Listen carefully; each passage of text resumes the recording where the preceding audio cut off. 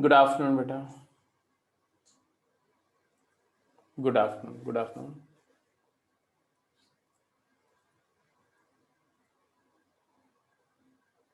तो हाँ जी, आज कहाँ से स्टार्ट करना है हम लोग को? आई थिंक क्रॉस प्रोडक्ट कर चुके थे, उस पर क्वेश्चंस कर रहे थे। क्वेश्चन भी कर लिए थे काफ़ी सारे, और कुछ क्वेश्चंस आपको दिए गए थे करने के लिए।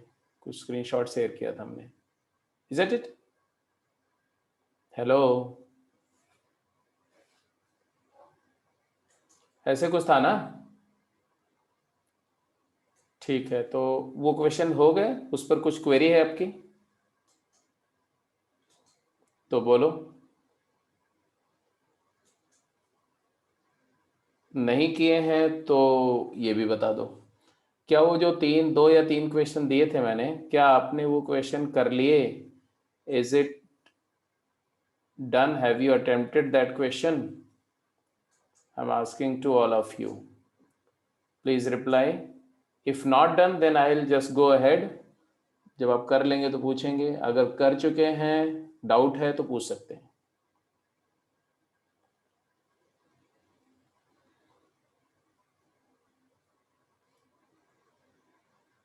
Okay, so some 8 number of students have attempted that question and probably done. 5-6 लोग बोल रहे हैं कि नहीं किया है, एक बोल रहे हैं अभी वर्क कर रहे हैं। तो ये स्टिल वर्किंग वाले तो भाई प्रेजेंट कंटिन्यूस टेंस हैं, इनका तो कुछ हो नहीं सकता। बट यस और नो वाले दो कैटेगरी तो है क्लियर, बिल्कुल।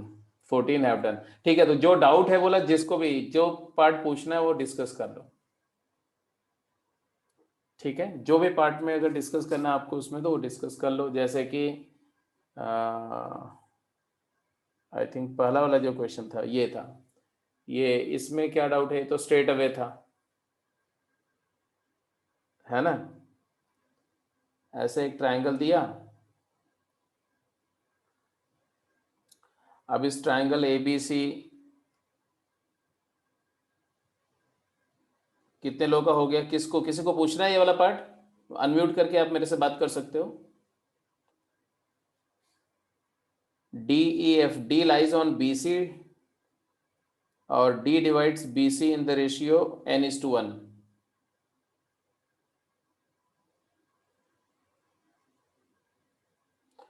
and E lies on CA, divide CA in the ratio n:1.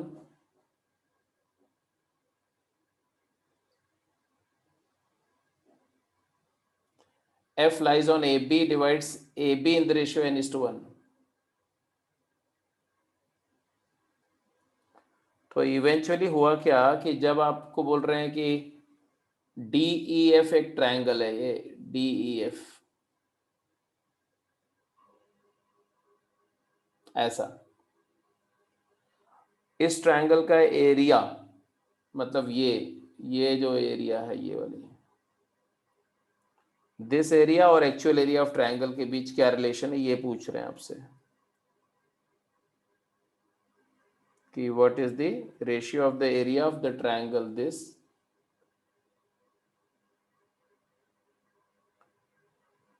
कैसे निकलेगा? इसमें कोई बड़ी बात तो है नहीं, क्योंकि सेक्शन फार्मूला लगाना है, डी एफ का कोऑर्डिनेट निकालना है, एरिया निकालने के लिए आपको पता ही है कैसे निकालते हैं।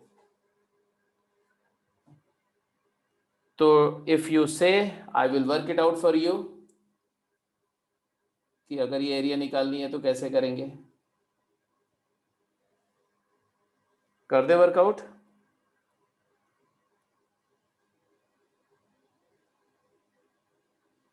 देखो कैसे करेंगे। पोजीशन वेक्टर्स में लिख रहा हूं, डी एफ के। डी पोजीशन वेक्टर क्या है? N C plus B by n+1। और ई का पोजीशन वेक्टर क्या है? ये ई का पोजीशन वेक्टर है N A plus C by n+1। F position vector क्या है? F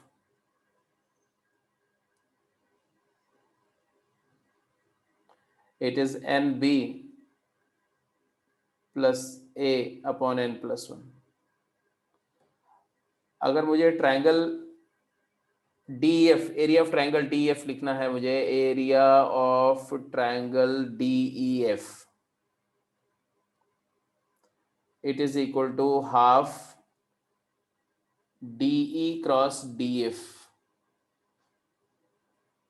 half D E cross D F का मॉड। और डी वेक्टर क्या होगा, तो इट इज हाफ डी क्या होगा, position vector of D minus E minus D and F minus D, ऐसा हो जाएगा E minus D cross F minus D.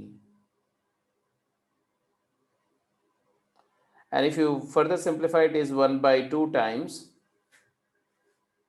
E cross F D cross F। अगर वैसे लिखना चाहो तो ये भी एक तरीका है कि आप ऐसे लिख दो E cross F minus E cross D minus D cross F, और D क्रॉस D 0 हो जाएगा। एंड देन इसको लिखो तो ऐसे लिख सकते हो half times E cross F plus D cross E plus F cross D। अब D क्रॉस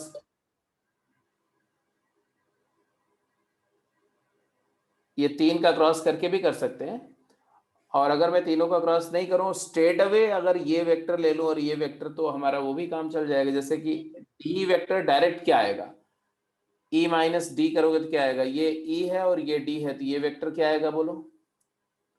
तो सीधे सीधे मैं इसको ऐसा भी लिख सकता हूँ, ये वाला जो वर्कआउट है ये करने से मेरे को कोई खास एडवांटेज नहीं आ रही, तो हम straight away 1 by 2 times mod E minus D लिखेंगे तो आएगा N A plus C minus N C minus B upon N plus one, और इसी का क्रॉस करेंगे एफ माइनस डी करेंगे तो आएगा N B plus A minus N C minus B upon N plus one. तो आप देखोगे एन प्लस वन का होल स्क्वायर तो बाहर ही आ गया, राइट। तो ये हमारा, अब इसके बाद का आप कंप्लीट कर लेना, मैं उसमें टाइम नहीं किल करना चाहता अभी। एन प्लस वन का होल स्क्वायर हो जाएगा ये, और इसके बाद में मॉड ऑफ अंदर में जो क्वांटिटी आएगी वो कुछ ऐसा देखो, N A plus 1 minus N times C minus B, और इसका क्रॉस करेंगे आप N minus 1 times B plus A minus N C से। तो आप देखो तो ए क्रॉस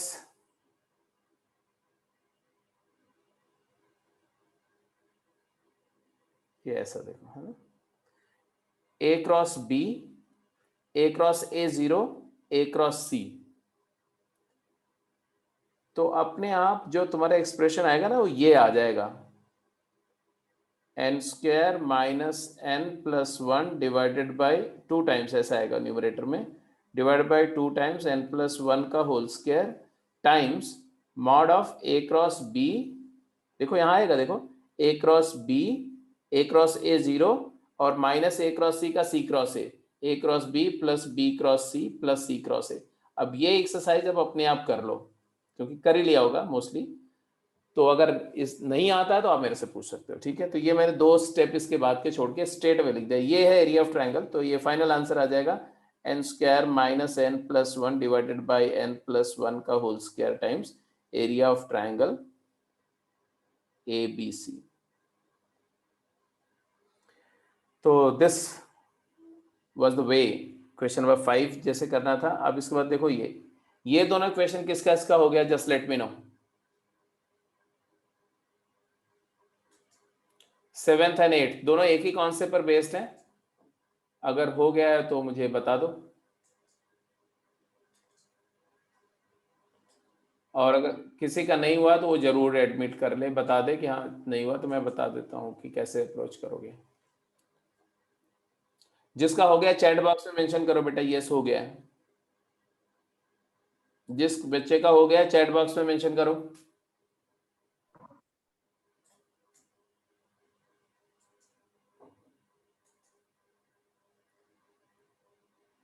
आरव, दिशांत, दीक्षांत, वासु, किसका हुआ?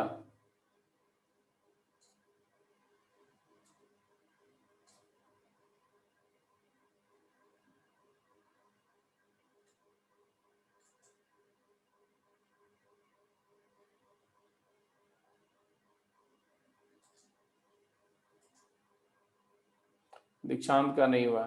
तो कि 5 बच्चों ने बोला हो गया है, तो बताओ किसका हुआ है।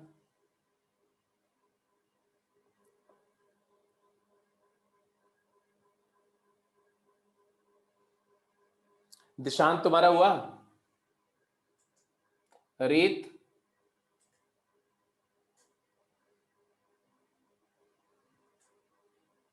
वंशिका, वासु का भी नहीं हुआ। अरे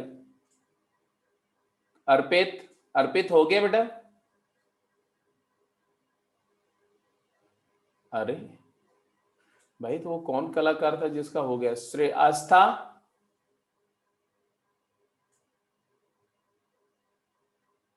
हर्षप्रीत, तरुण, तनिषा।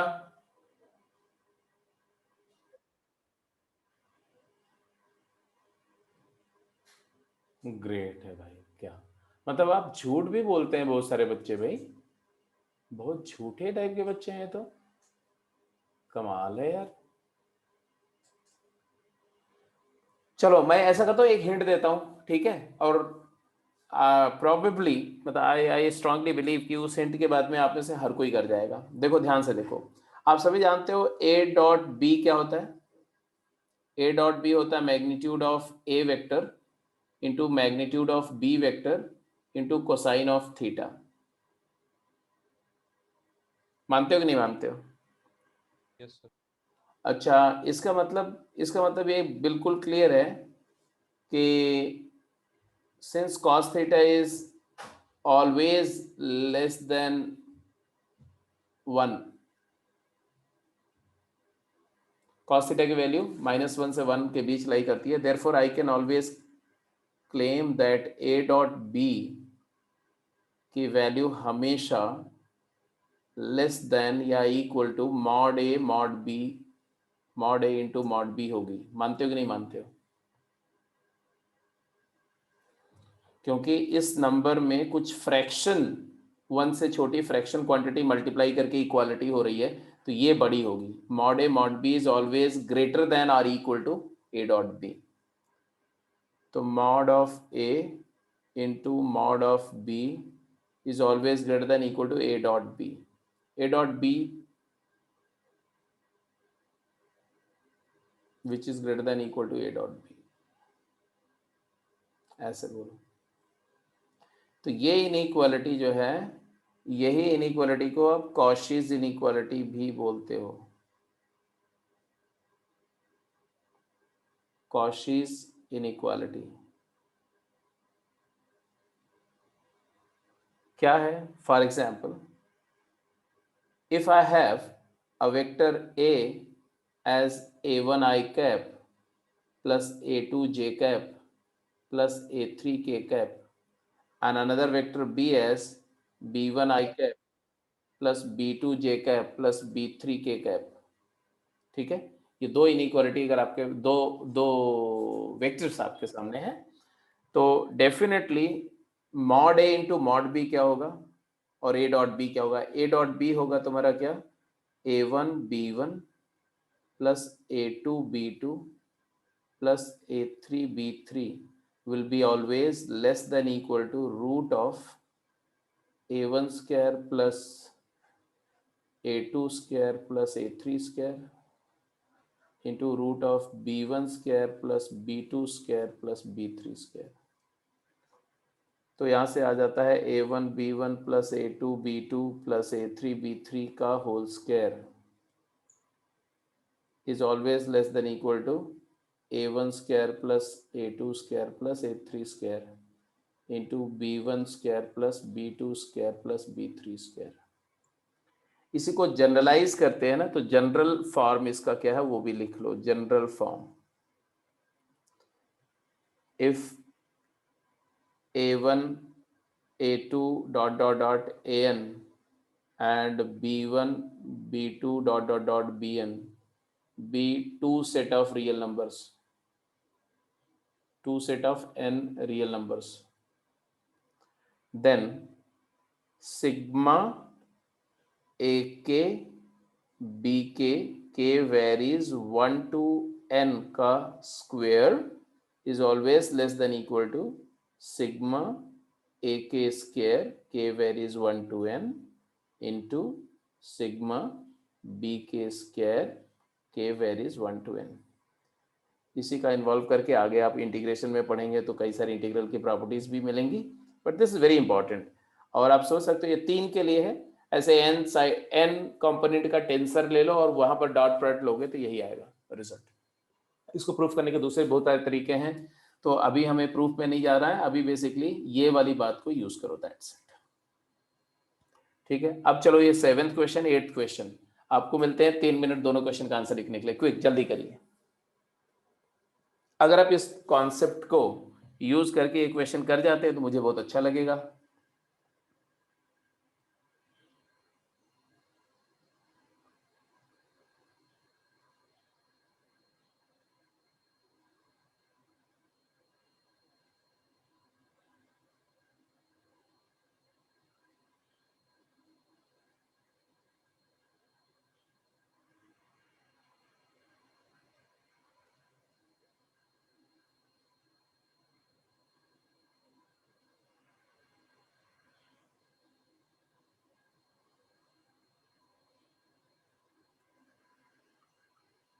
हाँ भाई,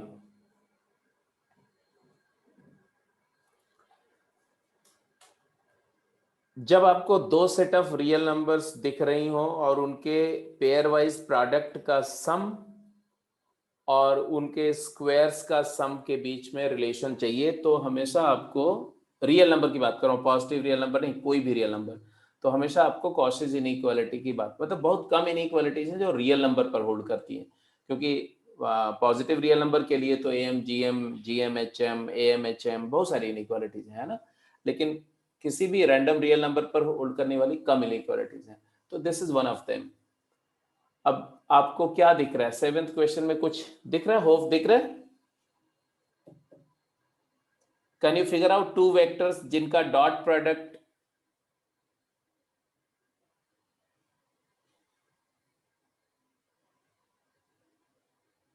एलएचएस आ जाए?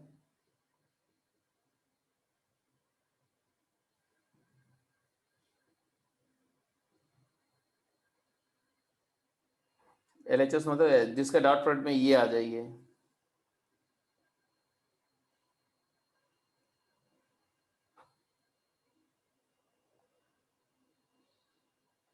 ये आपने नोट कर लिया, इसको मैं हटा दूं? सभी बच्चे नोट कर चुके होंगे, ओके राइट।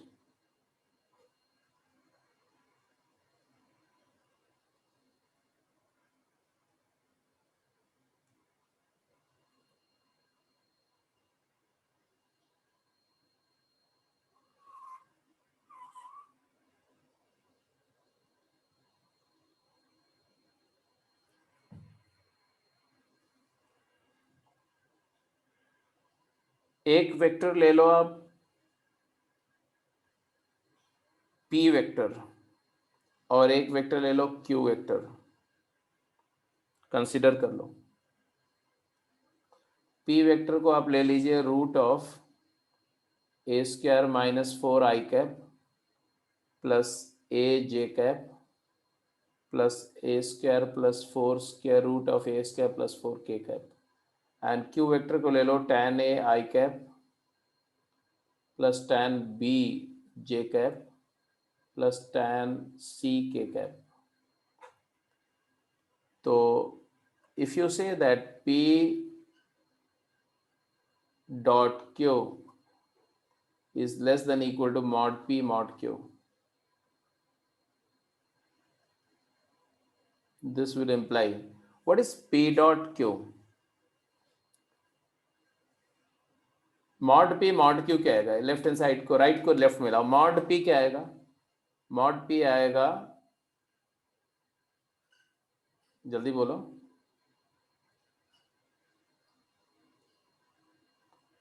mod p आएगा root of A square minus 4 plus A square plus A square plus 4. हाँ वेरी करेक्ट. mod q क्या आएगा? Root of tan square a plus tan square b plus tan square c greater than equal to p dot q क्या आएगा? What is p dot q? p dot q is 6a. Very good, 6a आ गया. And this implies, ये कितना हो गया जी? -4 + 4 का a√3 हो गया, a√3.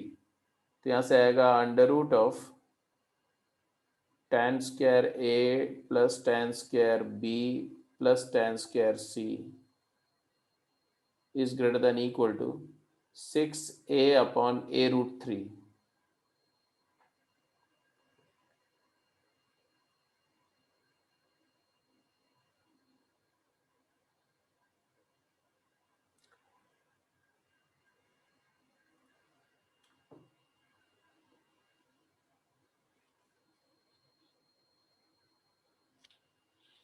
अब यहां से आ गया, स्क्वायरिंग कर दो तो क्या आ जाएगा?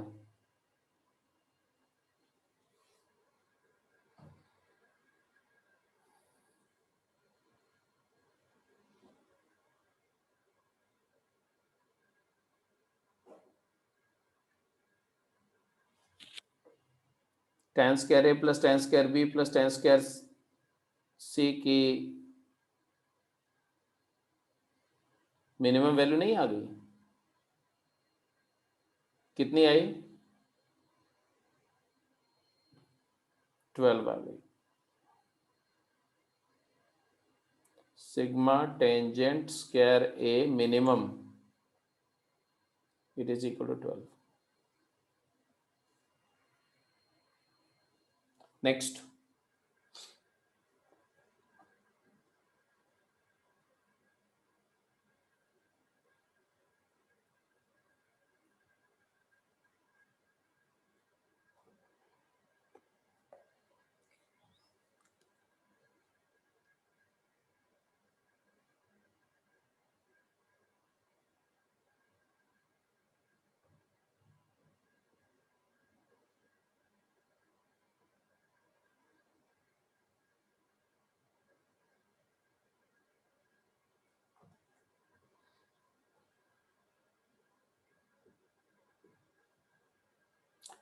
अगला क्वेश्चन.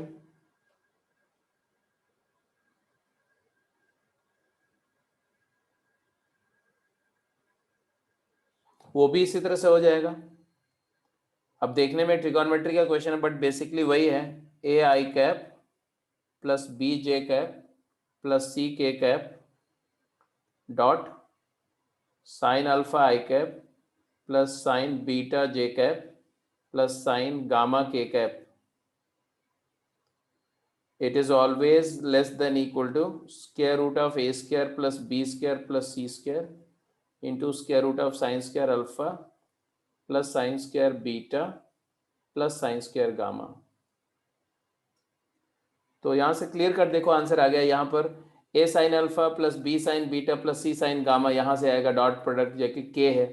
तो आपको यहाँ से मिल जा रहा है कि sine square alpha plus sine square beta plus sine square gamma is always greater than equal to k by a square plus b square plus c square. तो मिनिमम वैल्यू यहाँ से आ गई, k square by a square plus b square plus c square. That's very true. ठीक है. तो अब देखा, ये एक कई बार ऐसा होगा कि आपको ट्रिग्नोमेट्री में क्वेश्चन मिलेगा और आपको लगेगा कि वो तो ट्रिग्नोमेट्रिकली हम कर लेंगे. आप बहुत मुश्किल में पड़ जाएंगे ट्रिग्नोमेट्रिकली करने के लिए. ये ट्रिग्नोमेट्रिकली दिखा रहा है कि ट्रिग्नोमेट्री यूज हो रही, बट बेसिकली इसमें वेक्टर यूज हो रहा है ना. हाँ, के स्क्वायर होगा. ठीक है जी। तो एनीवे एक क्वेश्चन और था, वो भी आपने कर ही लिया होगा, तो वो तो उसमें ज़्यादा कुछ था नहीं, तो इसको आपने ट्राई किया होगा। अगर नहीं किया है तो दोबारा ट्राई कर लेना, नहीं होगा तो पूछ लेना। मैं अब कॉन्सेप्ट पर आगे मूव करता हूँ। आप लिखेंगे triple product of vectors, triple product of vectors. अभी तक हम लोग दो वेक्टर के प्रोडक्ट की बात कर रहे थे, अब तीन वेक्टर के प्रोडक्ट की बात करने जा रहे हैं। मतलब बात ये हो रही है कि मान लो हमारे पास तीन वेक्टर हैं, एक ए वेक्टर है, एक बी वेक्टर है, एक सी वेक्टर है, और हमारे पास दो ऑपरेशन है प्रोडक्ट के, एक डॉट और एक क्रॉस, क्रॉस एंड डॉट। ए और बी के बीच में प्रोडक्ट ऑपरेशन करना है, तो मेरे पास ऑप्शन क्या है, क्रॉस एंड डॉट। इस जगह के लिए भी हमारे पास यही ऑपरेशन है, क्रॉस एंड डॉट, क्रॉस या डॉट में से कुछ और लगाएंगे, और ऐसे ये वाले प्लेस के लिए भी हमारे पास क्रॉस एंड डॉट। तो इन टोटलिटी आप देखो तो 4, 2 इंटू 2 4, 4 पॉसिबिलिटीज होगी, दोनों क्रॉस, एक क्रॉस ये डॉट, ये डॉट ये क्रॉस, या दोनों डॉट, और कुछ तो हम कर नहीं सकते। These are the only possibilities.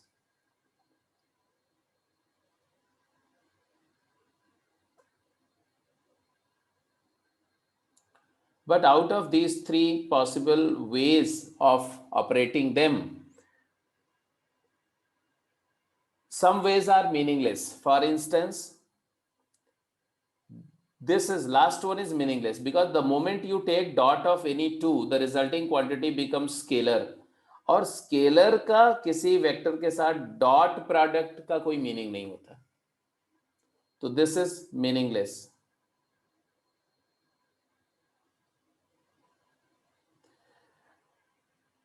The second and third cases are meaningful when the operation is done in certain order.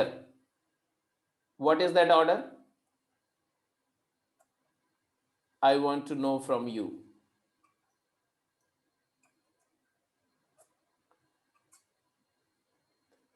First cross, fantastic.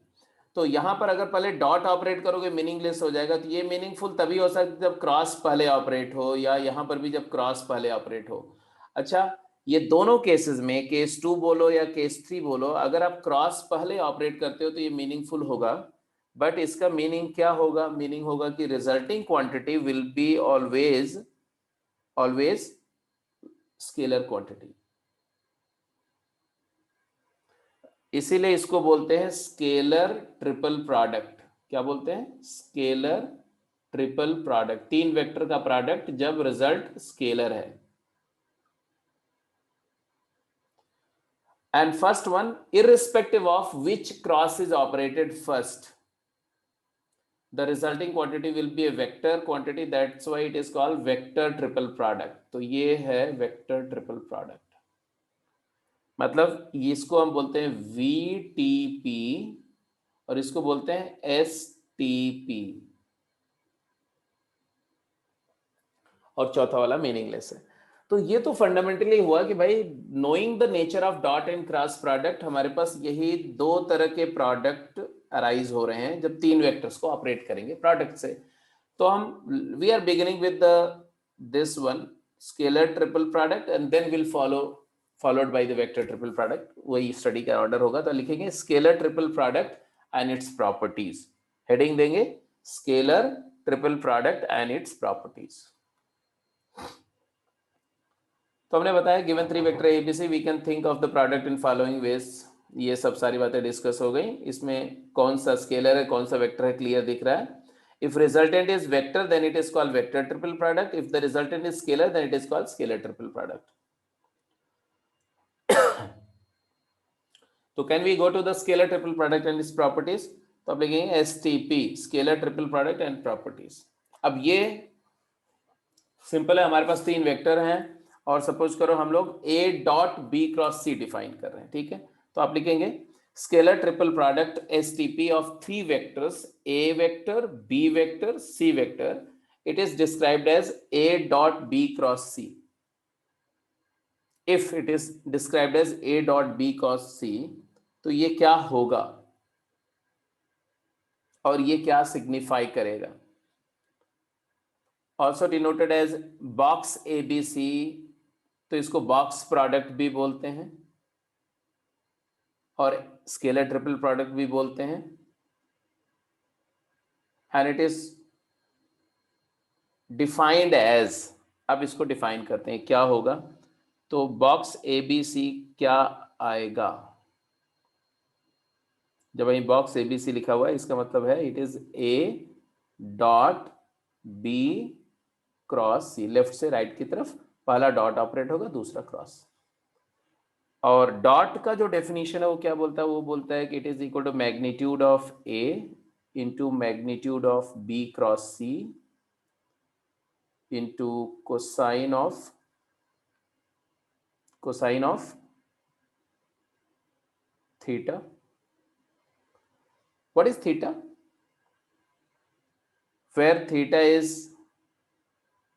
बोलो, थीटा इज एंगल बिटवीन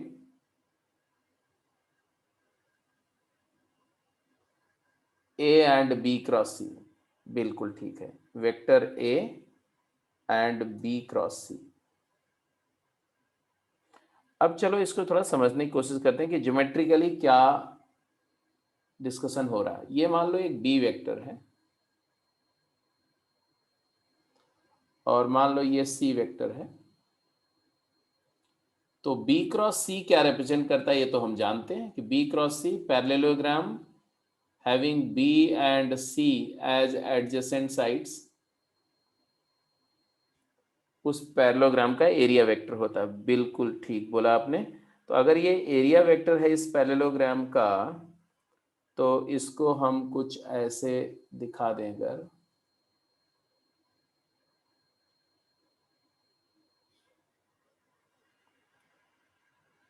और फिर इस वेक्टर को अगर आप शो करोगे तो ऐसा ही तो आएगा, ये बाउंड्री से आएगा, ये B वेक्टर हो गया और ये C वेक्टर हो गया।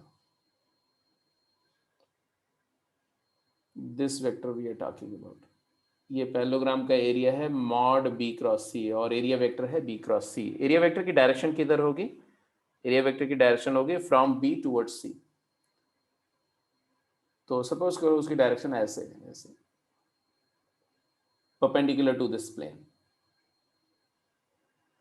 Upward, that depend upon B क्या है। तो ये B है अगर और ये C है तो ऑब्वियसली अपवर्ड है।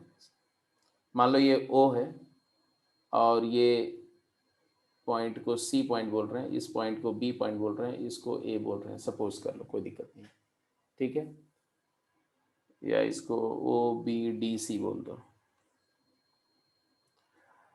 अब एक तीसरा वेक्टर है वेक्टर A, वो कैसा है? वो ऐसा है,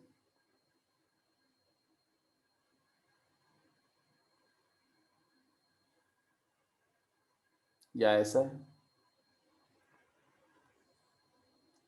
सच दैट उस वेक्टर का एंगल B क्रॉस C से क्या है, angle of vector A with B cross C ये क्या है, ये दिया हुआ थीटा। अब यहां तक बात समझ में आ गई? ये B क्रॉस C ये प्लेन के परपेंडिकुलर है। तो B cross C cos theta क्या होगा जरा मुझे बताओ। अगर ये वेक्टर A वेक्टर है ऐसे, तो sorry mod A cos theta क्या होगा, मॉड A कॉस थीटा। तो अगर मैं यहां से इसको ज्वाइन कर दूं तो ये राइट एंगल ट्रायंगल, ये प्लेन के नॉर्मल है और ये प्लेन में है। मान लो ये M पॉइंट है, M है ना, और ये पॉइंट को मैं A बोल देता हूं, A। AM जो है वो हाइट हो गई इस पॉइंट, इसका एरो हेड का प्लेन से। तो ये हो गया mod A cos theta AM, isn't it? Hello, okay, thank you. तो ये तुम्हारा है मॉड A cos थीटा, लिख दिया भाई मॉड A cos थीटा। और ये एरिया ऑफ बेस है, ये वाला एरिया ऑफ बेस है। तो मैंने इसको ऐसे थोड़ा सा रीराइट करूं तो ऐसे लिखेंगे mod of A into cos theta into mod of B cross C which is area of the base. तो बेस का एरिया इंटू हाइट हमेशा वॉल्यूम होता है, वॉल्यूम। तो वॉल्यूम किसका, तो बोल रहे हैं वॉल्यूम एक पैरेललोपाइप्ड का। यहां से भी इसी के ए के पैरेलल एक ऐसा एक वेक्टर बना दो, और यहां से भी ए के पैरेलल एक वेक्टर बना दो, और यहां से भी ए के पैरेलल एक ऐसा एक वेक्टर बना दो। फिर आप इनको जरा ज्वाइन करो ऐसे, इनको भी ज्वाइन कर दो, और इनको भी ज्वाइन कर दो, और इनको भी ज्वाइन कर दो। तो एक सॉलिड बनेगा जिसको बोलते हैं पैरेललोपाइप्ड। मतलब जो बेस में है OBDC, और जो ऊपर वाली लेयर है उस लेयर का भी नेम कर दो। इस लेयर का नेम क्या है, तो मैंने बोला A B dash D dash and C dash. तो OBDC और AB dash D dash C dash top and bottom, और ये दोनों सेम पैरेललोग्राम है, कॉन्ग्रुएंट है, और ये सारी पैरेलल है, तो ये पैरेललोपाइप्ड बोलते हैं। तो this is area, it is the height, और ये है एरिया ऑफ द बेस, और बेस इनटू हाइट होता है, it is volume of the parallelepiped. ऐसे लिखो, it is volume of parallelepiped, parallelepiped having vector A, vector B and vector C as its three coterminous edges। तो देखो O is a terminal, O से एक vector A जा रहा है, इसी टर्मिनल से C जा रहा है, इसी से B जा रहा है, और ये तीनों तीन एजेस हैं, को टर्मिनस एजेस हैं, एक ही टर्मिनल पॉइंट पर टर्मिनेट होने वाली तीन एजेस हैं, ठीक है। और उन एजेस के अलोंग वेक्टर अगर ABC हैं, तो उससे जो पैरेललोपाइप्ड फॉर्म होगा, क्योंकि दो वेक्टर से पैरेललोग्राम फॉर्म होगा, और तीसरे से एक उसका स्लांट हाइट फॉर्म होगी, और एक और कांग्रुएंट पैरेललोग्राम बना दो, फिर एक पैरेललोपाइप्ड बॉक्स बन जाएगा। इस बॉक्स का वॉल्यूम है STP ABC, A dot B cross C। कितने लोगों को ये बात समझ में आ गई? Hello, just let me know quick.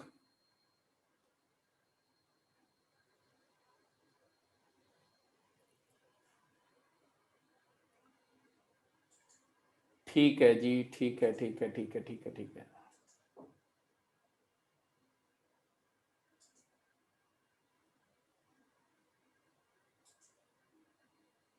हाँ, तो बहुत सारे बच्चों ने तो चैट बॉक्स में रिप्लाई कर दिया, एक जनरल पोल पे रिप्लाई कर दो, फिर फटाफट प्रॉपर्टीज पे आ जाते हैं। बहुत सिंपल कॉन्सेप्ट है जी, एक बार बस आपका ज्योमेट्रिक विजन क्लियर होना चाहिए। वो एक बार क्लियर हो गया तो आपको कुछ भी प्रॉब्लम करने में कोई डिफिकल्टी नहीं होगी। ऑल्दो बहुत स्कैरी लोग समझते हैं एसटीपी को वेक्टर में, कि एसटीपी पर बेस प्रॉब्लम बड़ी टेढ़ी होती है, बट ऐसा कुछ नहीं। सबसे सिंपल मुझे तो एसटीपी पर ही जो प्रॉब्लम आती है वही आती है मुझे, मेरे पॉइंट ऑफ व्यू से। एनीवे, तो ये नोट कर लिया बेटा, मैं चेंज करूं, ये डायग्राम बना दिया। डायग्राम बनाना बहुत जरूरी है, ये डायग्राम को समझना बहुत जरूरी है। इसी डायग्राम से एक और बात मैं समझा सकता हूं आपको, अगर थोड़ा ध्यान से देखेंगे तो। देखो, अगर मैं यहां से इसको ज्वाइन कर दूं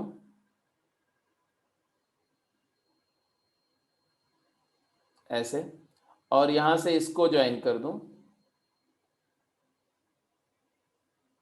और मैं सिर्फ बात करूं एक सॉलिड की, and I wish to let you understand which solid I am talking about,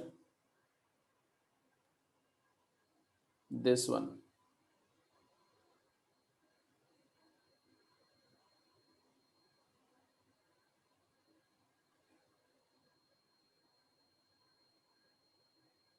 It is a prism,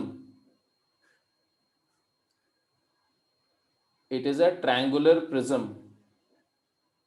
whose coterminous edges vectors are ABC।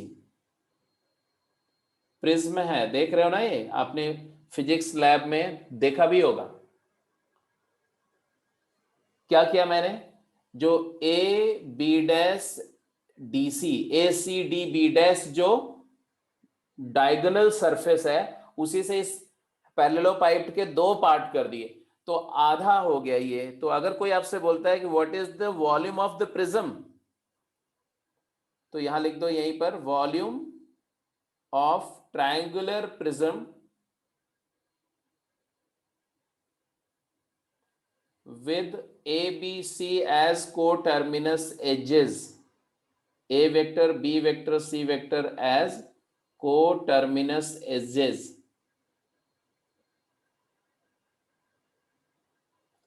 is equal to half of STP ABC. This is another corollary या another outcome derived from this entire discussion. तो पैरेललोपाइड का volume STP ABC, prism का volume half STP ABC. So let's go to the properties. जितनी बातें हमने बताई वो थी कि it represents the volume of the parallelopipe whose coterminous edges vectors are given by ABC. Geometrically interpretation कर दिया. Consider a parallelogram with coterminous edges OA, OB, OC respectively with vector ABC. B cross is the base area and H is the height. If the angle between A and B cross is theta, then A mod A cos theta is H, और area of the base into height कर लिया, area of the parallelogram आ गया, that comes out to A dot B cross C, that is STP ABC. तो इतना बात तो पहले आपको सबको समझ में आ गया. अब लिखेंगे properties of STP ABC. Scalar triple product को कंपोनेंट फॉर्म में कैसे लिखते हैं, पहले ये लिखेंगे. अब कंपोनेंट फॉर्म में लिखने की बात तो आसान है. अगर A वेक्टर है A1 i cap, A2 j cap, A3 k cap, B vector है B1 i cap, B2 j cap, B3 k cap, और C वेक्टर है C1 i cap, C2 j cap, C3 k cap, तो B cross C क्या हुआ? तो B cross C vector क्या होगा, जल्दी बोलो. B cross C as usual you know that it is i cap, j cap, k cap and B1, B2, B3 and C1, C2, C3. तो ये हो जाएगा तुम्हारा C11 i cap plus C12 j cap, ये को factors हैं, C13 k cap, ये B cross C है. और अगर कोई आपसे बोलता है A dot B cross C करो, तो आप बोलोगे A1 i cap plus A2 j cap plus A3 k cap का डॉट ले रहे हैं आप. किससे ले रहे हैं? इस वाले से, C11 i cap plus C12 j cap plus C13 k cap. तो आएगा आंसर क्या आएगा? आंसर आएगा A1 C11 plus A2 C12 plus A3 C13. अब इसको अगर डिटर्मिनेंट में कन्वर्ट करो तो लुक एट इट, ये और ये कोई फर्क थोड़ी है, कोफैक्टर सेम है. जो कोफैक्टर यहाँ है वही यहाँ भी है. अगर कोफैक्टर सेम है तो एलिमेंट रिप्लेस हुए हैं, आई कैप जे कैप के कैप की जगह A1 A2 A3. तो अगर इसका डिटर्मिनेंट ये है तो आई जे के की जगह A1 A2 A3 डाल दो तो ये डिटर्मिनेंट आ जाएगा A1 A2 A3 B1 B2 B3 and C1 C2 C3. इसी को बोलते हैं STP ABC का डिटर्मिनेंट फॉर्म. कि अगर किसी भी तीन वेक्टर का स्केलर ट्रिपल प्रोडक्ट निकालना है तो उनके कंपोनेंट से रोज बना दो और उसका डिटर्मिनेंट इवैल्यूएट कर लो. अब याद करो, जब हम लीनियर डिपेंडेंस, तीन वेक्टर का लीनियर डिपेंडेंस चेक करते थे तो यही डिटर्मिनेंट आता था. कुछ बात याद आ रही कि नहीं? तो हमने बोला था कि ABC अगर डिपेंडेंट हैं लीनियरली तो ये डिटर्मिनेंट जीरो आता था, डेल्टा जीरो आता था. इसका मतलब STP जीरो हो गया. STP जीरो होने का मतलब क्या हुआ कि ABC आर कोप्लेनर. वॉल्यूम कब जीरो होगा भाई? पैरेललोपाइड का वॉल्यूम कब जीरो होगा? When A vector lies in the plane of BC. हाँ, हाइट जब जीरो हो जाए तो ABC कोप्लेनर हो गए. तो कोप्लेनर मतलब लीनियर डिपेंडेंस कनेक्ट हो गया वहां से, लीनियर डिपेंडेंस का यहाँ ज्योमेट्रिकली अब कनेक्ट हो गया ना कि लीनियर डिपेंडेंस से कोप्लेनारिटी कैसे हुई थी वहां पर, तो ये आ गया, कहानी समझ में आ गई। अच्छा, एक और इंटरेस्टिंग बात यहां से समझ में आ रही, ध्यान से देखना, जरा ध्यान से देखना। ये आपको डिटर्मिनेंट की प्रॉपर्टीज पता है, आपको रोलिंग प्रॉपर्टी पता है, आपको इंटरचेंज ऑफ रो की प्रॉपर्टी पता है। अगर मैं इसको ऐसा लिख दूं, इसको ऐसा लिख दूं, B1 B2 B3 A1 A2 A3 and C1 C2 C3, तो ये वैल्यू जो आएगी डिटर्मिनेंट की, ये इसकी नेगेटिव आएगी, तो ये आ गया माइनस STP BCA।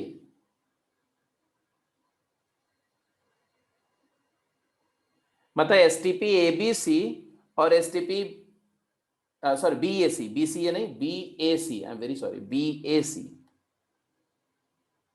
बट अगर मैं रोलिंग कर दूं बेटा, अगर मैं इसको रोल करके यहां ले आ दूं ऐसे, तो आ जाएगा it is equal to B1 B2 B3 C1 C2 C3 and A1 A2 A3, that is equal to STP BCA। तो मतलब मैं केवल प्रॉपर्टीज लगा लगा के ये बात प्रूफ कर सकता हूं क्या, कि STP ABC बोलो या BCA बोलो या CAB बोलो, इक्वल आएगा, ये सेम आएंगे। और अगर आप ACB बोलो या BAC बोलो या CBA बोलो, ये भी सेम आएंगे। बट इसके इन दोनों में कनेक्शन क्या है, नेगेटिव है। This is equal to negative of STP ABC, क्योंकि ये देखो, ये BAC दिया ना, BAC नेगेटिव है, STP ABC का नेगेटिव है। तो कहने का मतलब आपको यहां याद ये रखना है कि एक सर्कल ड्रॉ कर दिया मान लो, अब मैं यहां जो दिखा रहा हूं यहां से याद हो जाएगा ये चीज। क्या याद करना है आपको, सर्कल के सर्कमफरेंस पर तीनों वेक्टर मार्क कर दो, ये वेक्टर A है, ये वेक्टर B है और ये वेक्टर C है। अब आपको ध्यान रखना क्या, क्लॉकवाइज ऑर्डर में अगर STP लेंगे, कोई कहीं से भी स्टार्ट कर लो, तो STP ABC BCA CAB clockwise में पॉजिटिव आएगा, सेम आएगा और पॉजिटिव साइन का होगा। लेकिन अगर काउंटर क्लॉक कर दो, counter clock ACB CBA BAC ACB BAC CBA, तो ये नेगेटिव आ जाएगा, क्योंकि एक में C क्रॉस A होगा, एक में A क्रॉस C होगा, तो जो क्रॉस प्रोडक्ट कम्यूट नहीं करता, एंटी कम्यूट करता है, इसलिए नेगेटिव साइन आ जाएगा। आई होप ये बात समझ में आ गई। क्लॉकवाइज ऑर्डर रखेंगे, if the cyclic order is kept same तो STP नहीं चेंज होगा, लेकिन साइक्लिक ऑर्डर रिवर्स कर देंगे तो STP नेगेटिव हो जाएगा। तो STP क्या है, STP का ज्योमेट्रिक मीनिंग क्या होता है, वो कैसे वॉल्यूम ऑफ द पैरेललोपाइड को रिप्रेजेंट करता है, प्रिज्म का वॉल्यूम STP के फॉर्म में क्या होता है, कंपोनेंट फॉर्म में STP कैसे लिखते हैं, और अगर STP में वेक्टर्स का साइक्लिक ऑर्डर को रिटेन करें और शफल करें, साइक्लिकली रोटेट करें, तो STP नहीं चेंज होता, लेकिन साइक्लिक ऑर्डर को रिवर्स करोगे तो STP नेगेटिव साइन का हो जाएगा, मैग्नीट्यूड वही रहेगा, मतलब वॉल्यूम वही रहेगा, सिर्फ सेंस ऑफ वॉल्यूम नेगेटिव हो जाएगा, इनवर्ड आउटवर्ड ऐसा। तो वॉल्यूम है इनवर्ड, वॉल्यूम आउटसाइड आउटवर्ड, ऐसा मान सकते हो, कोई चीज फील्ड है एंड खाली है ऐसा। ठीक है जी, पॉजिटिव वॉल्यूम मतलब इट रिटेन्स द मटेरियल और नेगेटिव वॉल्यूम मतलब हॉलो, तो आप इस तरह से उसको समझ सकते हैं। एनीवे, तो ये होपफुली ये सारी बातें जो मैंने अभी बोली वो आपको सब इंजेस्ट हो रही हैं। ग्रेट, अब आप लिख देंगे प्रॉपर्टीज ऑफ STP, जितनी बातें बताएं अब इसी को समराइज करेंगे। Properties of STP, properties of STP, ये सारा डिस्कशन हो गया, रो इंटरचेंज किया वगैरह। A dot B cross C is B dot C cross A, C dot A cross B same है, तो साइक्लिक ऑर्डर सेम है, तो STP इक्वल है। और STP ABC मैक्स वैल्यू कब होगी भाई, तो मैक्स वैल्यू तब होगी जब ABC म्यूचुअली परपेंडिकुलर हो, तो वॉल्यूम मैक्स आएगा जब mod A into mod B into mod C, कब आएगा, जब एक क्यूबॉइड फॉर्म कर जाए। ठीक है, कुछ ऐसा आ रहा था ना कि मॉड ए, देखो ध्यान से, mod A into mod B cross C into cos theta, और सिंप्लीफाई कर दो mod A mod B mod C into sine alpha into cos theta, ऐसा है। ये एसटीपी की वैल्यू आई थी। अब आप देखो तो ऐसा था ना, अल्फा क्या था, अल्फा, अल्फा जो है ये वाला एंगल है ऐसा, और थीटा तो आप समझ ही गए थे थीटा क्या है।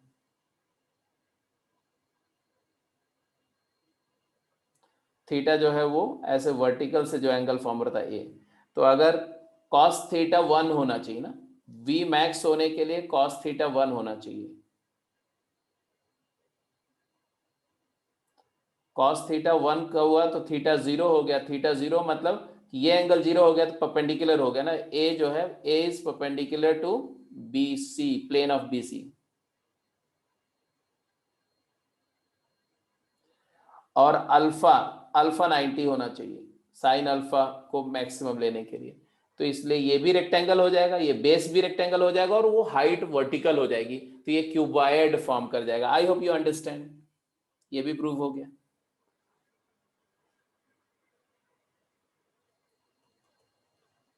प्रॉपर्टीज में लिखते जाइए। यहां तक किसी बच्चे को कुछ पूछना तो नहीं है?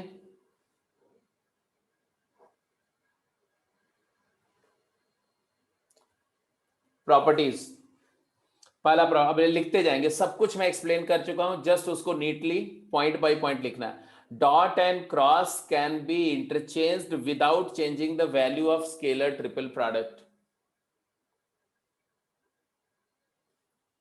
मतलब बोला जा रहा है कि अगर कहीं दिया हुआ है ए डॉट बी क्रॉस सी, तो इसी को लिख सकते हो ए क्रॉस बी डॉट सी। मतलब डॉट और क्रॉस को इंटरचेंज करने से एसटीपी का वैल्यू चेंज नहीं होता है। क्यों? क्योंकि ये है तुम्हारा एसटीपी एबीसी, और ये है तुम्हारा STP C A B, C A B. और अभी मैंने क्या बताया था कि रोटेशन, रोलिंग कर दिया, रोलिंग से डिटर्मिनेंट चेंज नहीं हुआ, दो रो के ऊपर रोल किया डिटर्मिनेंट सेम आएगा। हाँ जी, बिल्कुल सही बात है। तो डॉट और क्रॉस को इंटरचेंज कर सकते हैं, याद रखना हमेशा, क्योंकि क्वेश्चन करते समय इसे बहुत धड़ल्ले से किया जाएगा। दूसरा दूसरा point, scalar triple product remains same if the cyclic order of three vector do not change, as long as the cyclic order remains same, a b c b c a c a b, cyclic order same है तो scalar triple product नहीं change होगा। और anti cyclic arrangement, अगर cyclic order reverse हो रहा है तो magnitude remain same, only sign changes to negative. STP ABC equal to BCA equal to CAB equal to minus of ACB minus of BAC minus of CBA। तीसरी बात, A plus B C D, अगर STP में तीन में से एक vector में दो वेक्टर का सम है तो उससे दो STP बन जाएगा। आई थिंक इसमें कोई बड़ी बात नहीं है। A plus B dot C cross D लिख रहे हो तो क्या आएगा, A dot C cross D, distributive property लगेगी, plus B dot C cross D, तो ये आ गया S T P A C D plus S T P B C D. तो डिस्ट्रीब्यूटिव कैसे होगा, A C D and B C D, बीच में प्लस है तो प्लस, माइनस है तो माइनस। तो ये भी क्लियर है, बताते जाना बेटा। ये तीसरा वाला पॉइंट क्लियर है कि नहीं, जल्दी बोलो। नोट कर लिया, ये तीनों पॉइंट तक नोट कर लिया आप सबने?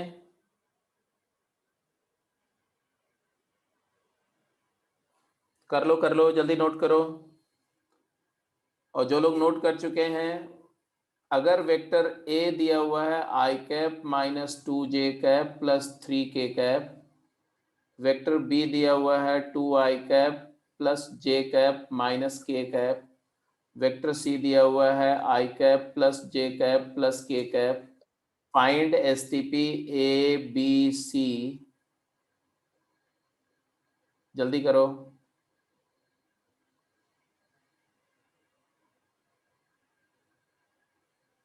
एसटीपी ए बी सी बताओ क्या होगा।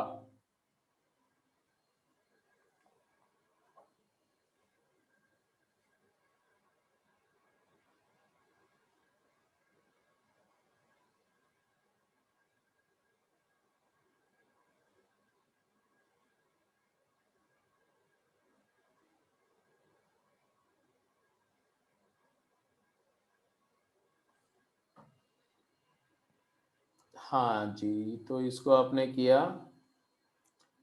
बस डिटर्मिनेंट निकालना, it doesn't take time. 1 minus 2 3, बस याद रखना कि आई जे के का ऑर्डर बिल्कुल सेम है तीनों में, 2 1 माइनस 1 1 1 1, देन चाहे आप 2 जीरो बना के कर लो तो भी आ जाएगा,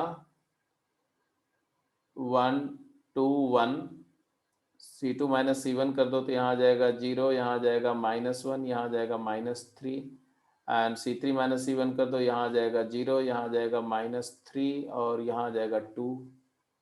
फिर इवेलुएट कर लो तो 1 इंटू 9 प्लस 2 11। तो इसका मतलब क्या हुआ, इसका मतलब it is not equal to 0, मतलब है कि यहीं से पता लगे A B C are non coplanar, A B C are non coplanar and therefore linearly independent. ठीक है, क्योंकि इनके पैरेललोपाइप्ड का एक फाइनाइट नॉन जीरो वॉल्यूम आ रहा है 11 unit.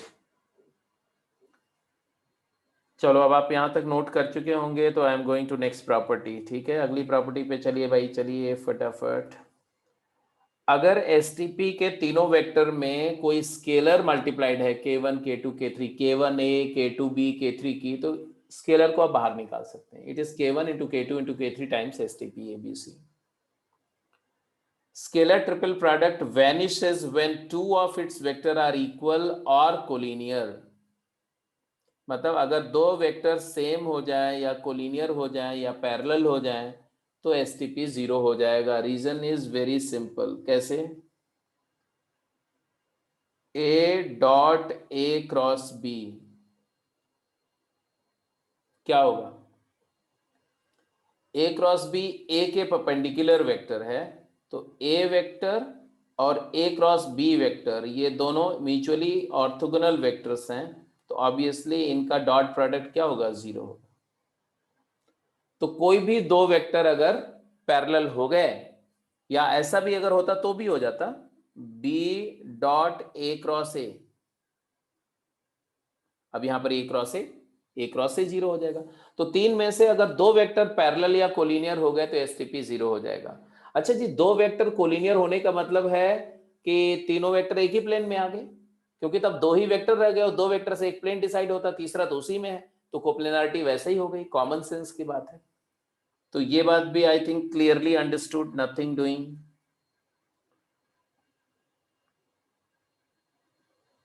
For three coplanar vector ABC is zero even if ABC are non zero.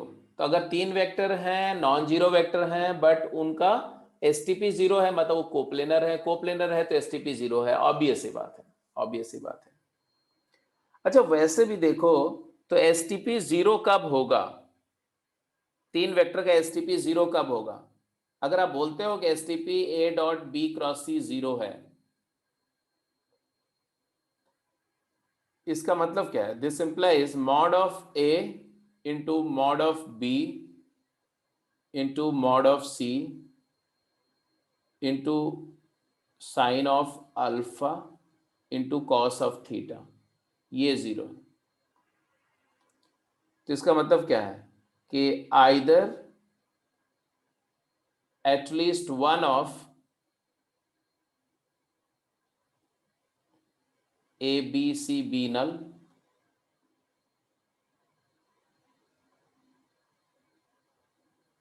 तीनों में से एक भी वेक्टर नल हो गया तो ये प्रोडक्ट जीरो हो जाएगा,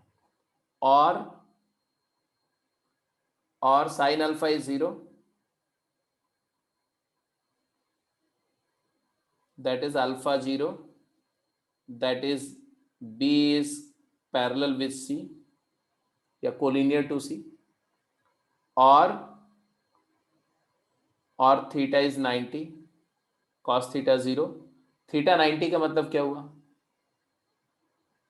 थीटा 90 मतलब ए और बी क्रॉस सी के बीच एंगल है। Theta is the angle between A and B cross C, angle between A and B cross C, मैं जहां बेसिक डायग्राम से रेफर कर रहा हूं। तो A is perpendicular to B cross C, मतलब A lies in plane of B C.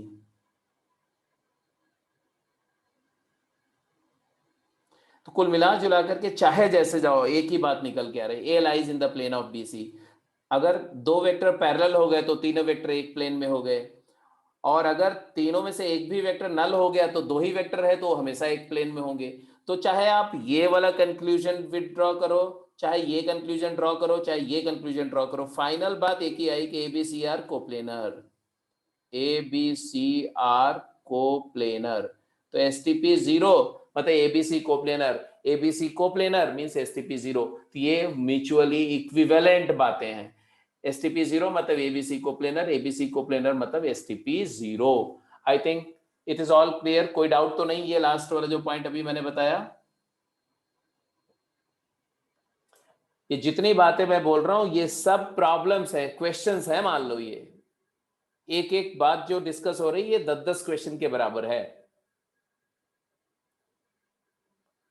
Okay जी, तो इसको नोट कर लिया, हटा दूं या नोट कर रहे हो अभी?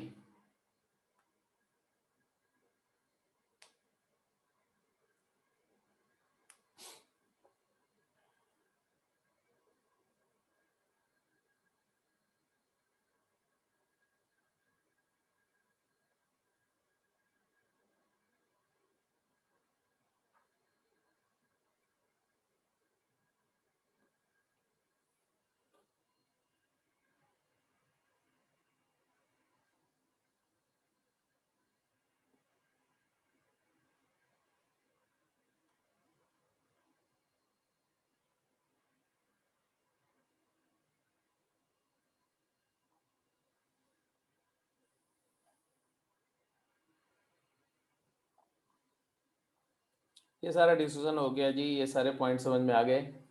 STP 0 then at least one of them is zero vector or at least two of them are collinear vector और all three vectors are coplanar। एक ही बात है, तीनों का मतलब है coplanar है। The volume of triangular prism whose adjacent sides are represented by ABC is half STP ABC, that you have already taken done। and last एक point लिख दो, the volume of tetrahedron, volume of tetrahedron मतलब इसी prism का भी ना आधा, आधा नहीं, प्रिज्म को ऐसे कर दो, काट दो यहां से, ऐसे ऐसे कर दो, ये टेट्राहेड्रन है। प्रिज्म मैं पहले बना चुका था इसलिए मैं उसको हटा दे रहा हूँ प्रिज्म को। और या छोड़ो, अगर आप प्रिज्म वाला डायग्राम ऐसे रखना चाहते हो तो don't disturb it, I am going to draw another diagram, just mentioning the prism. ऐसे ऐसा था तुम्हारा प्रिज्म।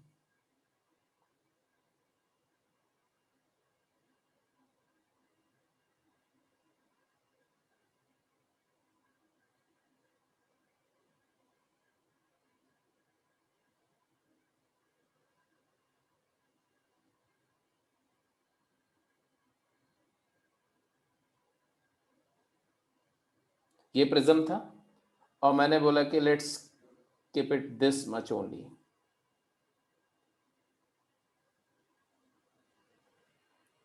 ठीक है, तो जो अभी रखना चाहता हूं मैं वो मैंने रख लिया है, बाकी मैं हटा रहा हूं। I want to keep this much only।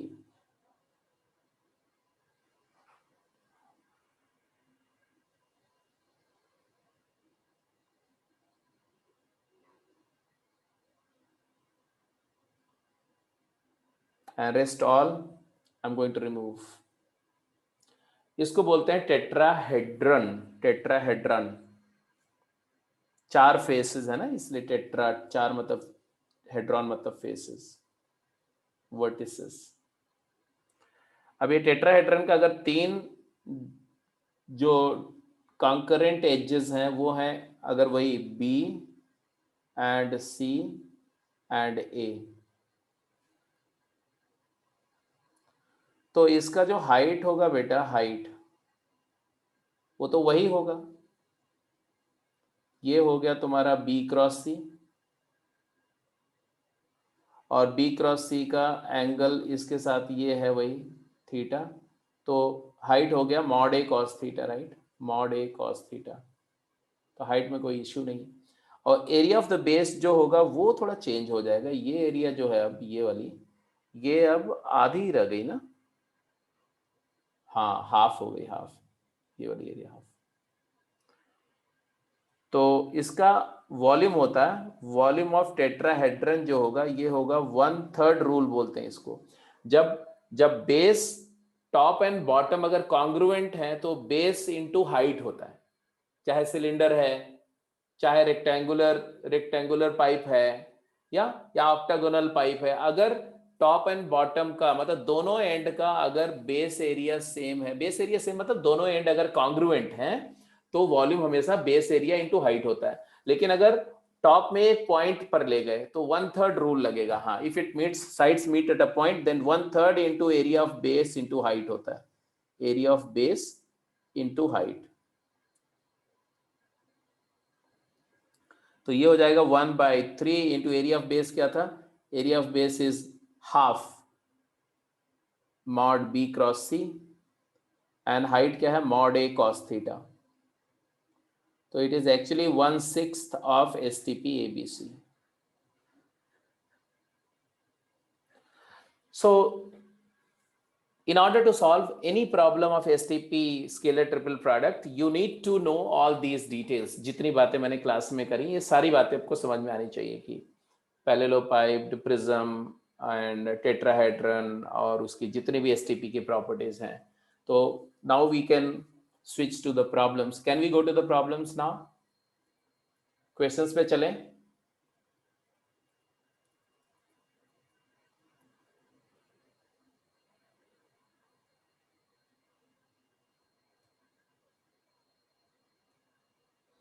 हाँ जी, अब ये जो पहला क्वेश्चन है बोल रहे हैं find the volume of the parallelepiped whose edges are represented by the vectors, also find the area made by A and B. तो ये क्वेश्चन आई थिंक आप कर ही जाएंगे, तो इसमें से कोई एक कर दो, कोई एक part only, let's say C part कर दो। अगर एजेस के वेक्टर हैं ए बी एंड सी, तो बोल रहे हैं ए और बी से जो फेस बन रही है उसका एरिया बता दो और हाइट और वॉल्यूम बता दो।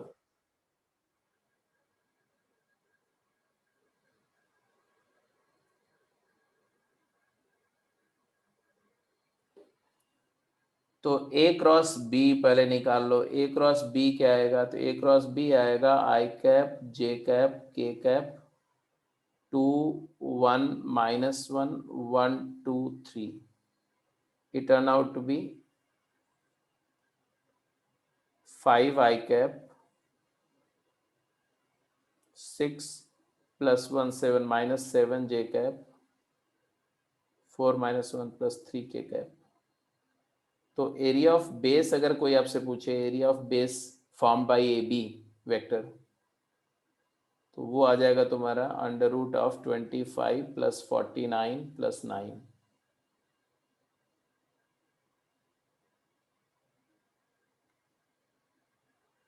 हाँ क्या बोल रहे हो करण? अच्छा वॉल्यूम की बात कर रहे हो। अब वॉल्यूम पे आ जाएं, वॉल्यूम ऑफ द पैरेललोपाइप्ड क्या होगा, तो वॉल्यूम ऑफ पैरेललोपाइप्ड आएगा -3 -1 and 1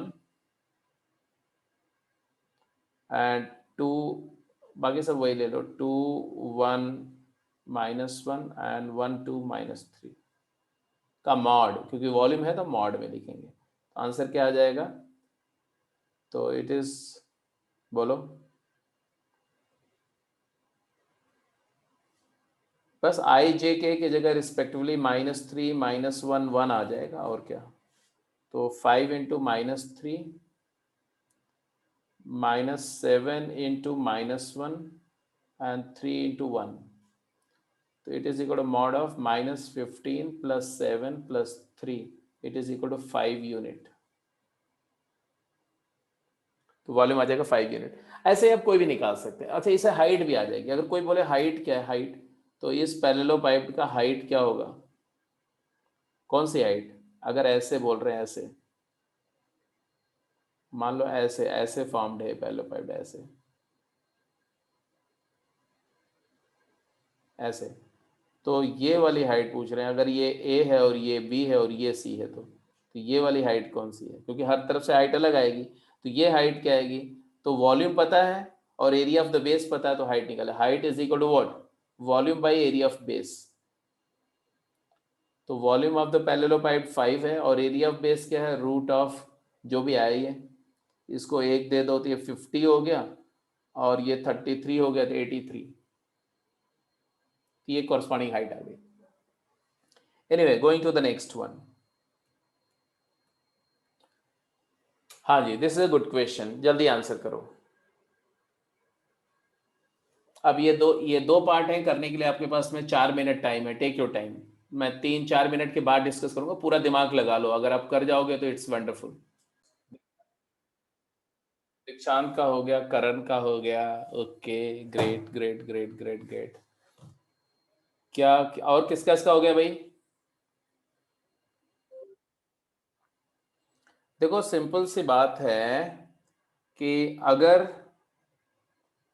अगर वेक्टर ए को आप a1 i cap plus a2 j cap plus a3 k cap ले लो,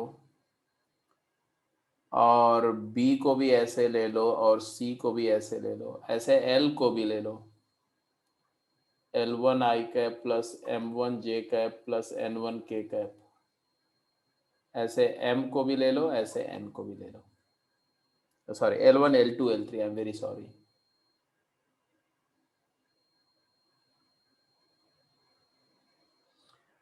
तो LHS क्या हुआ? LHS जिसको आप बोल रहे हैं STP ABC into STP LMN is actually, it is equal to determinant, दोनों डिटर्मिनेंट होंगे, A1 A2 A3 B1 B2 B3 C1 C2 C3, और ये हो जाएगा L1 L2 L3। अब डिटर्मिनेंट में रो कॉलम इंटरचेंज किया सकता है, तो L1 L2 L3 M1 M2 M3 N1 N2 N3, मैंने इंटरचेंज करके डायरेक्ट लिख दिया, आप 2 स्टेप में कर देना चलेगा। अब इन दोनों का फिर से रो बाई कॉलम अगर प्रोडक्ट करो, अब ना भी इंटरचेंज करते तो रो बाई रो प्रोडक्ट ले लेते, तो आएगा दिस डॉट दिस। तो यहाँ पर ऐसा एक डिटर्मिनेंट आएगा, ये A1 L1 A2 L2 and A3 L3 है ना, का सम, ऐसे A1 M1 plus A2 M2 plus A3 M3 का सम, ऐसे A1 N1 A2 N2 plus A3 N3 का सम, और ऐसे यहाँ भी आएगा, यहाँ भी आएगा, यहाँ भी आएगा, यहाँ भी आएगा, यहाँ भी आएगा, यहाँ भी आएगा। क्या है ये भाई? What is this? A dot L नहीं दिख रहा आपको? Yes, A dot L vector है, ये A डॉट M है, ये A डॉट N है। मतलब आप समझो कि लिखना कैसे है। आ तो गया कि A का L से डॉट, M से डॉट, N से डॉट लेके फर्स्ट रो बनेगी, फिर B वेक्टर का L M N से डॉट लोगे, सेकेंड आ जाएगा B dot L, B dot M और B डॉट N, ऐसे C dot L third row, C dot M and C dot N। तो ये है हाउ डू यू प्रूव। ठीक है जी, अभी सबको समझ में आ गया कि नहीं? अब जब ये सबको समझ में आ गया, तो ये वाला भी समझ में आ गया। ये वाला LHS क्या होगा? ए बी सी का STP ABC से ही ले रहे हो ना प्रोडक्ट, तो अब आएगा A dot A dot B, A dot C, A dot A dot B, A dot C, ये पहली रो आ जाएगी, फर्स्ट रो। सेकेंड रो क्या आएगा, बी का तीनों से dot, B dot A, B dot B and B dot C and C dot A and C dot B and C dot C, RHS। तो I think it was simple, कोई दिक्कत नहीं है, सारे बच्चों को बात समझ में आ गई। अगर आपको डिटर्मिनेंट का मल्टीप्लिकेशन आता है तो it was not a different concept. अच्छा, ये कॉन्सेप्ट है, इसको अजय कॉन्सेप्ट में ही, क्वेश्चन में तो कर ही लिया आपने, बट इसको अजय कॉन्सेप्ट ही ऐड कर लो। इसको जहां पर आपने सारे प्रॉपर्टीज लिखी ना, उसी प्रॉपर्टी में इसको लिख लो, ये पहला वाला एटलीस्ट, सेकंड का A part as a property mention कर लो। आगे से याद रखना क्योंकि बहुत जगह इस्तेमाल होगा अच्छे क्वेश्चंस में। जेई मेन में तो नहीं एंटिसिपेटेड होता, बट एडवांस में एंटिसिपेटेड होता है, किसके एप्लीकेशंस कराते हैं वो।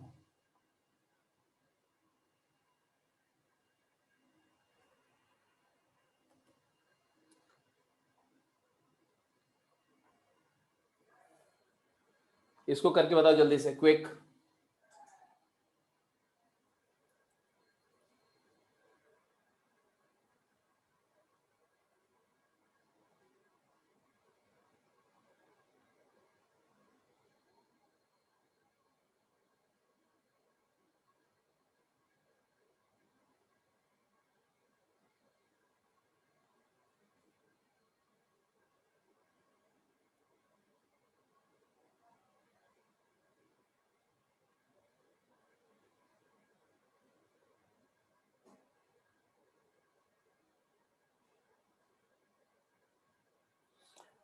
इसको LHS कैसे से अप्लाई करोगे, मेरे साथ साथ वर्कआउट करो। अगर आप लेफ्ट हैंड साइड से स्टार्ट करोगे, how do you begin, STP ABC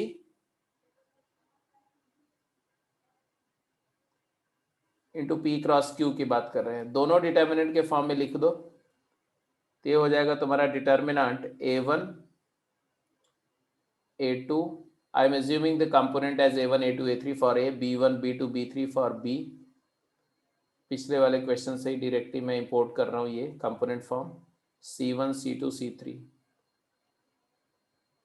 और P क्रॉस Q का डिटर्मिनेंट के फॉर्म लिखे हुए तो I cap, J cap, K cap and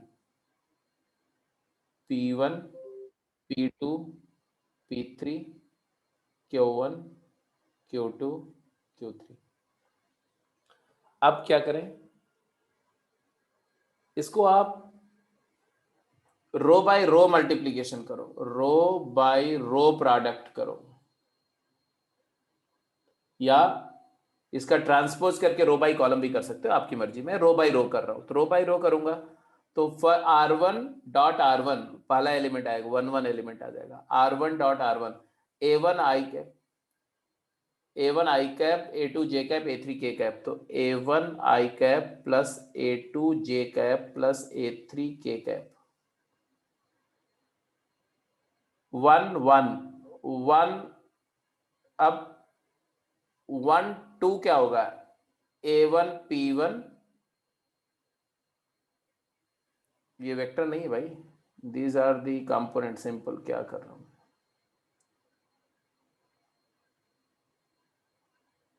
हाँ जी। तो आ गया ना, फर्स्ट रो फर्स्ट कॉलम ये आएगा, सेकेंड रो सेकेंड कॉलम क्या आएगा, सेकेंड रो फर्स्ट कॉलम क्या आएगा, हाँ जी, B1 I cap plus B2 J cap plus B3 K cap, and third row first column क्या आएगा, C1 I cap plus C2 J cap plus C3 K cap. अब first row second column क्या आएगा, तो A1 P1 A dot P आएगा, A dot P। First row third column क्या आएगा, A dot Q, ऐसे B dot P, B dot Q, C dot P, C dot Q। और फिर ये वाला वेक्टर क्या है, this is nothing but vector A, this is nothing but vector b and this is nothing but vector c. अब इसको हम role कर देंगे तो rolling c1 roles over c2 and c3, तो आ जाएगा जो आपको चाहिए क्या, a dot p a dot q and vector a, b dot p b dot q and vector b, c dot p c dot q and vector c. ये हो गया प्रूफ. तो ये सब थोड़ा प्रॉपर्टी से कनेक्टेड बातें हैं. इस पर मतलब ऐसे एक हर एक क्वेश्चन पर मतलब एक इस क्वेश्चन पर कई सारे क्वेश्चन बन सकते हैं. तो ये सभी एज अ प्रॉपर्टी भी आपके दिमाग में रहेंगे तो बहुत अच्छी बात है. नहीं रहेंगे तो कोई बात नहीं, आप समझ लो कि है डिटर्मिनेंट है तो डिटर्मिनेंट का मल्टीप्लिकेशन आता है तो ऑन द स्पॉट वहां तो कर ही जाएंगे. It's not a big deal. ठीक है जी. तो क्या टाइम हो गया? डू वी हैव टाइम और वी आर अप? टाइम नहीं है, कोई बात नहीं. तो फिर अगली क्लास में इसके आगे, हाँ बिल्कुल सही है, we are done with time. तो कोई बात नहीं बेटा, इसके आगे से हम लोग नेक्स्ट क्लास में कंटिन्यू करेंगे. ठीक है. तो राइट जी. तो कल की क्लास में भी हम लोग इसी टॉपिक को कंटिन्यू करेंगे और उसके बाद डिसाइड करेंगे कि क्या करना है कल.